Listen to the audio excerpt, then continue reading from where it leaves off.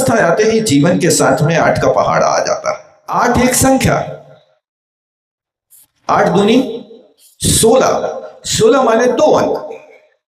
8 से 1 से 2 अंक तो हुए, लेकिन 16 हुआ तो 16 माने 6 और 1 7 को यदि जोड़ दो तो कितना हो जाए? कितना हुआ? यानी तुमने दूनी छलांग तो लगाई, दुनिया तो पढ़ी, लेकिन दुनिया के पढ़ने में 8 से 7 पे आ गए, 7 पे आए ना। फिर एक सीढ़ी चढ़ो, 8 3 24, 4 और 2 6 हो गए, 4 और 2 6 हो गए, मतलब 8 से कम है कि बढ़ गए? देखो ये श्रावक की दशा, यानी ग्रस्त अवस्था में ऐसा घाटा होता जाता है। 8 चौको यानी चौथी सीढ़ी चढ़े तो कितने हो गए? 3 और 2 5 ही पे रह गए, और 8 पंचे 40, 8 से 4 पे आ गए।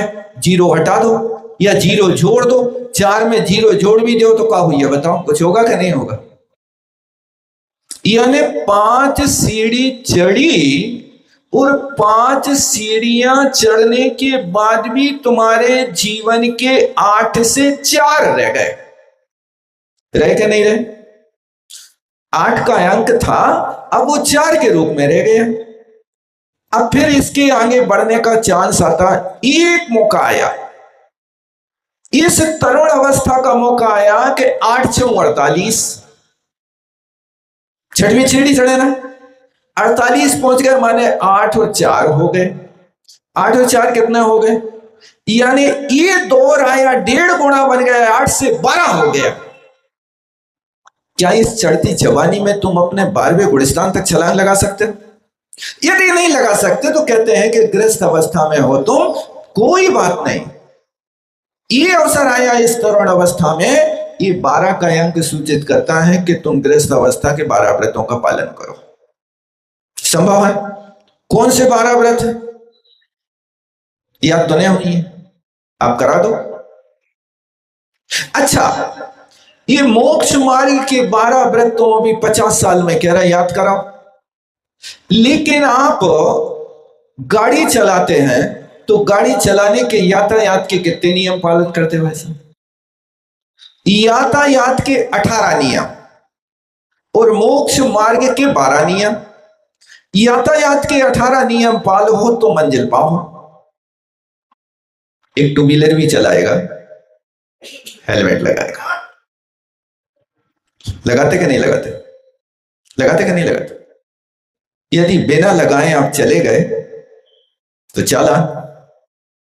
अब तो हमने सुना है कि बेटा तुम्हारी गाड़ी भूखी होवे, उसका पेट खाली होवे, लेकिन तुम्हारा सिर खाली होवे, हेलमेट नहीं होवे तो तुम्हें तेल न मिले। सही है ये बात? सही है कि नहीं? बिल्कुल सही है। मतलब गाड़ी का पेट भरना है तो हेलमेट तुम लगाओ, तुम अपने सिर पर टोपी लगाओ। यदि टोपी लगेगी तो गाड़ी भरेगी। तो गाड़ी टोपी से भर रही कि पैसों से? पैसा भी भरो, टोपी भी लगाओ। एक 2 व्हीलर चलाने के लिए हेलमेट लगाते हैं, स्पीड ब्रेकर आ जाए तो गाड़ी को स्लो करो, यदि रेड लाइट जल जाए तो गाड़ी को खड़ा करो। करने पड़ती कि नहीं करने पड़ती? और टोल नाका आ जाए तो क्या होता? देना पड़ेगा कि नहीं? टैक्स चुकाओ। कोई पुलिस वाला आ जाए और कोई ऐसी वस्तु तुम्हारी गाड़ी पे रखी हो तो क्या करोगे बताओ? हाथ मिलाओगे कि नहीं? एक मोटो से पकड़ के लाओगे कि नहीं? लोगों ने महावीर को सूत्र यहां लगा ला, बोले जी और जीने दो, ऐसे ही कह रहे। तो मैंने कहा बड़े अच्छे महावीर के उपासक मिले यार, जी और जीने दो, इसका मतलब क्या होता?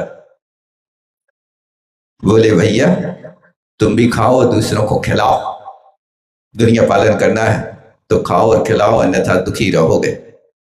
ग्राहक भी है, उसको डिस्काउंट दो पहले तो तुम्हारे कपड़ा कुछ हुए, अन्यथा वो भग दे। बहुत बड़ी दुनिया बदल गई। यानी एक 2 व्हीलर चलाने के लिए इतने नियम पालन कर रहा है, एक कार चलाएगा तो बेल्ट बांधेगा। कार में बेल्ट बांधता है कार चलाने वाला हो, बेल्ट कौन बांध रहा? नहीं है पता? बेल्ट बांधना पड़ता क्या नहीं? कार चला रहे तो बेल्ट बांध, तेल भराओ, हवा भराओ, पार्किंग में लगाओ, डिपर मारो, पीछे लिखा रहता है use the dipper at time, ऐसा कुछ लिखते हैं ना आप? काय के लाने लिखे? ये नियम है कि नहीं? कभी लाइट का हार्न बजाता है, कभी हार्न का हार्न बजाता है, हार्न बजाता है। ये भी तो नियम के अंतर्गत है ना। ये यातायात के 18 नियम पालेगा और सब याद है। गाड़ी खड़ी करना तो कहां करेगा भाई साहब? पार्किंग में करोगे ना। ऐसा तो नहीं कि जहां कहीं कर दो, बीच रोड पे खड़ी कर दो, पार्किंग में गाड़ी करेगा। वो पार्किंग में भी करेगा तो कुछ चुकाएगा कि नहीं चुकाएगा? रेलवे की पार्किंग में करवे जाओ तो 20-50 रुपया तो लगते होंगे वहां पर। ये सारे नियम पालन करता है, लेकिन मोक्ष मार्ग के यदि 12 नियम कर ले तो तुम्हें मुक्ति वधु वरमाला लेकर के तुम्हारे घरे आ जाए, खड़ी हो जाए। क्यों लिखा उन्हें? यो श्रावक व्रत पाल स्वर्ग 16 बजावे। यो श्रावक व्रत माले, ये श्रावक के 12 व्रत हैं, सिर्फ 5 अणुव्रत, 3 गुण व्रत और 4 शिक्षा व्रत। इन 5 अणुव्रतों का पालन कर लेवे तो कहां चला जाए? शूल स्वर्ग चला जाए।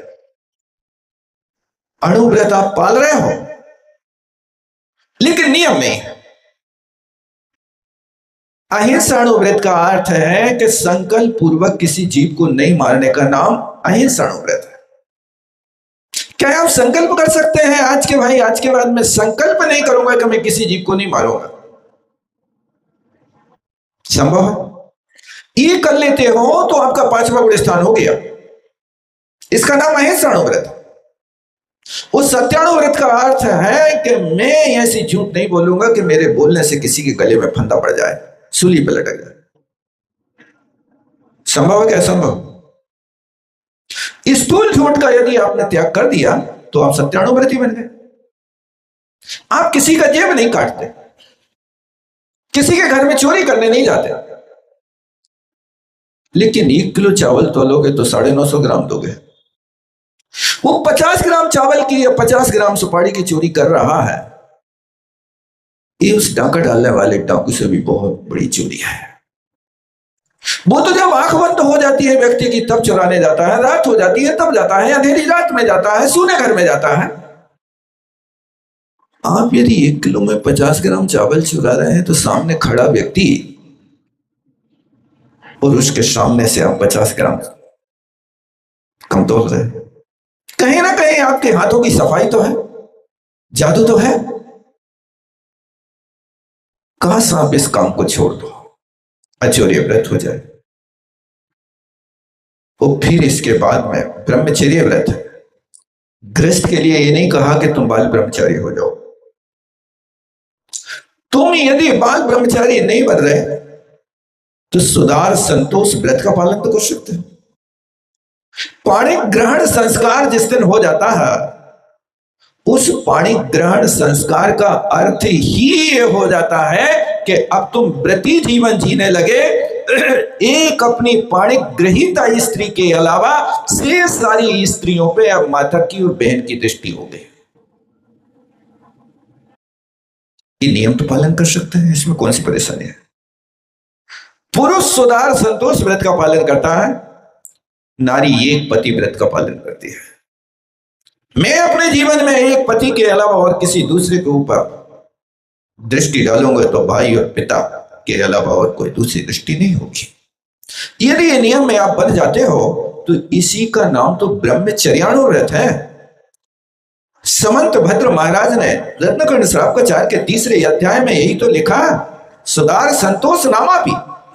इस ब्रह्मचर्याणु व्रत को सुधार संतोष व्रति कहते हैं। और परिग्रह परिमाण आपसे ये नहीं करे कि आप घर छोड़ दो, आपसे ये नहीं करे कि आप अपने मकान दुकान छोड़ के महाराज के पास चले जाओ। आपसे ये कह रहे हैं कि आपके पास एक मकान है तो बस सीमा बना लो कि हम एक ही मकान रखें। फिर बेटों के लाने तो लेना है। अरे भाई उसी घर में बेटों को दे दो और एक कमरे में तो अपने जीवन यापन कर लो, क्या करना है तुम्हारे लिए। लेकिन मकान वही एक सीमा कर सकता है जिसके अंदर पंचम गुण स्थान के व्रतों को पालन करने के भाव होंगे। आप इससे अपना काम कर सकते हैं। बेटों को क्या होगा? क्या बेटों का भाग्य कुछ भी नहीं है क्या? बेटों के भाग्य को आप बना रहे हैं क्या? अरे पूत कपूत तो का धन संचय छिन में लाख गमा देगा, और पूत सपूत तो का धन संचय छिन में लाख कमा लेगा। यदि तुम्हारा बेटा कपूत है तो चारू दत्त जैसे लोग 56 करोड़ स्वर्ण दीताएं बेश्या के घर में भर दें।